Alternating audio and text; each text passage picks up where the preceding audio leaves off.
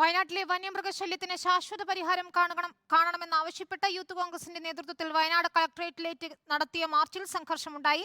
പ്രവർത്തകർക്ക് നേരെ പോലീസ് ജലപീരങ്കി പ്രയോഗിക്കുകയും ലാത്തി വീശുകയും ചെയ്തു.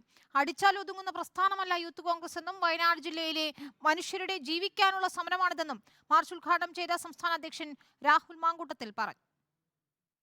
12 മണിയോടെ ആരംഭിച്ച മാർച്ചിൽ പ്രവർത്തകർ വയനാട് സിവിൽ സ്റ്റേഷന് മുന്നിൽ പോലീസ് സ്ഥാപിച്ച ബാരിക്കേഡിന് മുകളിൽ കയറി പ്രതിഷേധിച്ചു. പിന്നാലെ പ്രവർത്തകർക്ക് നേരെ പോലീസിന്റെ ജലപീരങ്കി.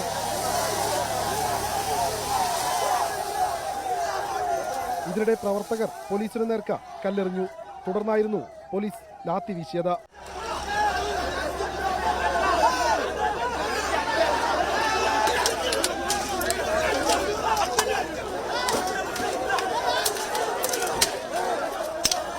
സമരം ഉദ്ഘാടനം ചെയ്ത യൂത്ത് കോൺഗ്രസ് സംസ്ഥാന പ്രസിഡന്റ് രാഹുൽ മാങ്കൂട്ടത്തിൽ മുഖ്യമന്ത്രിയെയും വനം വകുപ്പ് മന്ത്രിയെയും രൂക്ഷമായി വിമർശിച്ചു.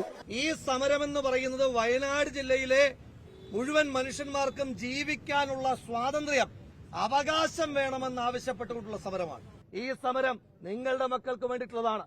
നാളെ നിങ്ങളുടെ വീടിന്റെ മുറ്റത്ത് നിങ്ങളൊക്കെ ഞങ്ങളെ തല്ലാനായി വടിയുമേന്തിക്കൊണ്ട് വരുമ്പോ നിങ്ങളുടെ കുഞ്ഞുമക്കൾ വീടിന്റെ മുറ്റത്ത് കളിച്ചുകൊണ്ടിരിക്കുമ്പോഴായിരിക്കും ഇതുപോലെ കാട്ടാൻ അജീഷിന്റെ വീട്ടിലേക്ക് വന്നതുപോലെ വരുന്നത്. വരും ദിവസങ്ങളിലും വയനാട്ടിൽ ജില്ലാ പോലീസ് മേധാവിയുടെ ഓഫീസിലേക്ക് മാർച്ചടക്കം വിവിധ സമരപരിപാടികൾ സംഘടിപ്പിക്കാനാണ് യൂത്ത് കോൺഗ്രസിന്റെ തീരുമാനം.